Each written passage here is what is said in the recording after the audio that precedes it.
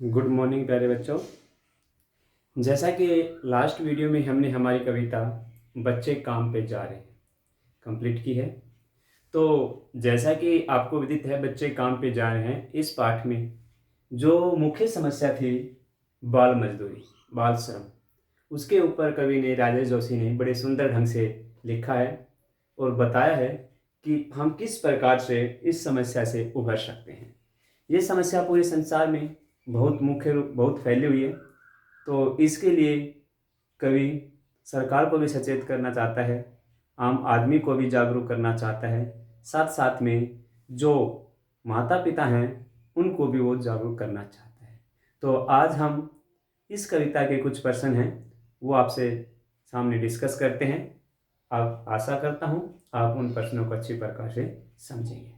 तो सबसे पहला आज देखिए हमारा जो प्रश्न है कि कविता की पहली दो पंक्तियों को पढ़ने तथा विचार करने से आपके मन मस्तिष्क में जो चित्र उभरता है उसे लिखकर प्रकट करें।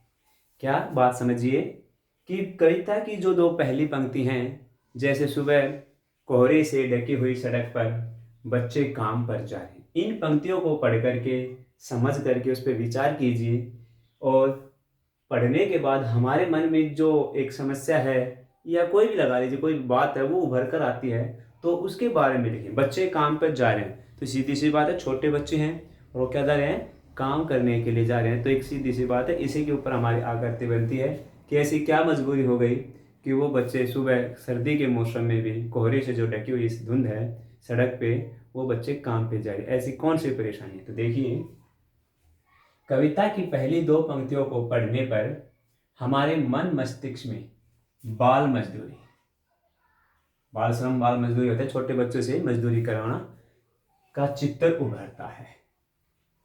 मन में ये विचार आते हैं कि कब तक इन बच्चों के नाजुक कंधों पर जिम्मेदारियों का बोझ रहेगा, कि ऐसे कब तक चलेगा समाज में, ऐसी हमारे समय में कब तक इस प्रकार की बातें होती रहेंगी कि जो छोटे बच्चे हैं, जिनके नाजुक कंधे हैं, जिन्होंने अभी कुछ देखा भी नहीं संसार में, उनके ऊपर जिम्मेवारियों का बोझ रहेगा। उनका बचपन शोषित होता रहेगा, उनका जो बचपन है वो छीन लिया जाएगा जमींदारों के द्वारा, जो हमारे पूंजीपति उद्योगपति हैं उनके द्वारा, फैक्ट्रियों में कारखानों में काम करवाते हैं उनके द्वारा, उनका बचपन छीन लेते हैं।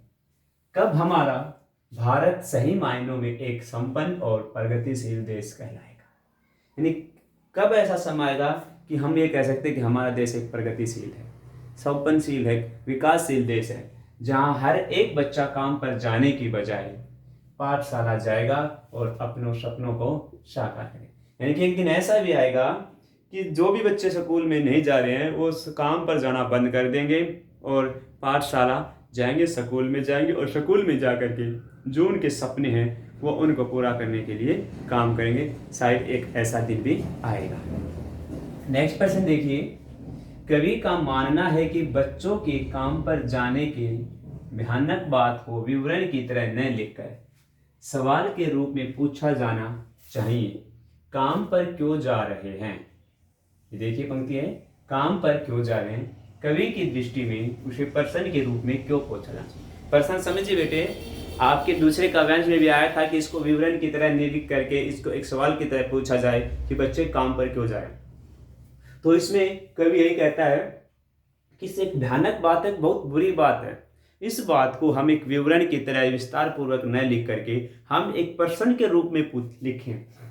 और प्रश्न क्या होगा कि बच्चे काम पर क्यों जा रहे हैं। तो इस रूप में पूछा जाना क्या सार्थक है, क्या इसका प्रभाव अधिक पड़ेगा, यही हमने बताना है। एक तो हम आपको कहानी सुना दे, ठीक है जी, और एक आपसे प्रश्न पूछे उसके बाद में, तो आप प्रश्न पूछेंगे तो आप भी अलर्ट होंगे कि कहीं प्रश्न पूछा जाएगा तो हम इसको गौर से सुनेंगे।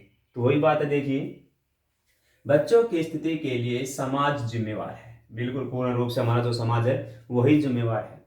समाज को इस समस्या से जागरूक करने के लिए तथा ठोस समाधान ढूंढने के लिए इस बात को प्रश्न के रूप में ही पूछा जाना उचित है।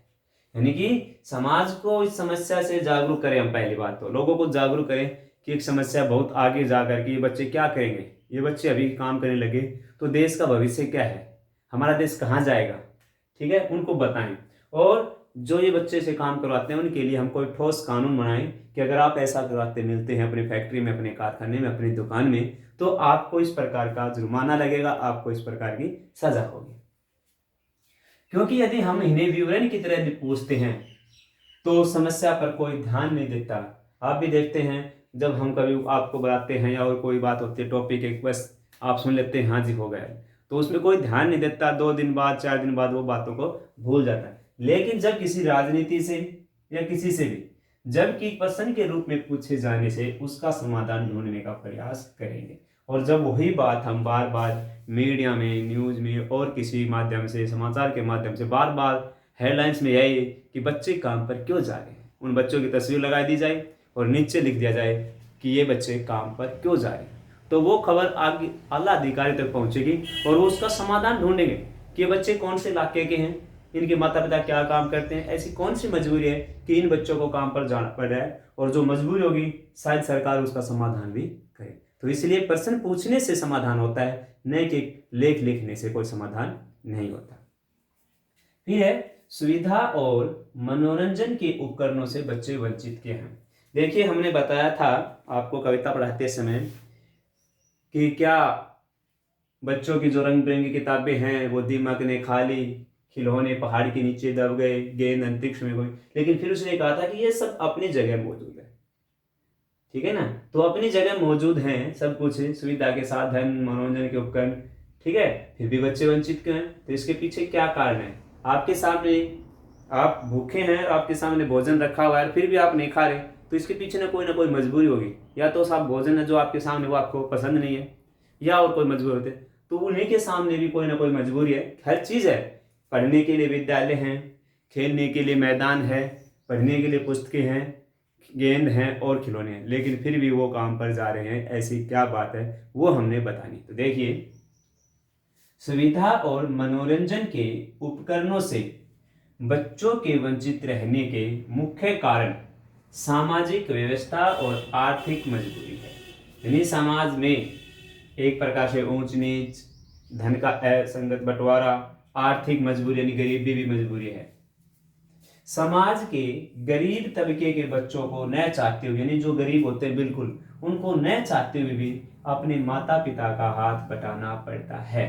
आप देखते होंगे जैसे हमारे यहाँ गांव में आसपास सड़क बनती है, तो सड़कों पर जो काम करने वाले आते हैं मजदूर बेचारे, तो उनके साथ उनके छोटे बच्चे होते हैं, वो क्या करते हैं, उनके माता पिता के साथ वो काम करते रहते हैं।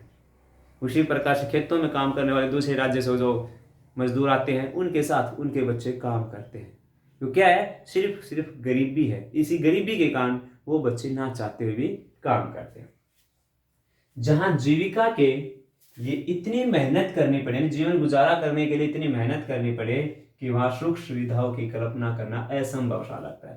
यानी पूरे दिन वो मेहनत करें और सोचे वो कि हम इस प्रकार का जीवन किस प्रकार होते हैं, तो ऐसी सोच उनके अंदर में आती नहीं, क्योंकि पूरे दिन काम करते करते वो समय अपना व्यतीत कर देते हैं। तो इस प्रकार से आज हमने हमारे इस पाठ के कविता के 3 प्रश्न किए, बच्चे काम पे जा रहे हैं। मैं आशा करता हूँ आपको तीनों प्रश्न ठीक प्रकार से समझ आएंगे और आप अपने फेयर नोटबुक में इनको लिखेंगे। फिर भी कोई डाउट होता है बेटे, आप मुझसे संपर्क कर सकते हैं। Have a nice day.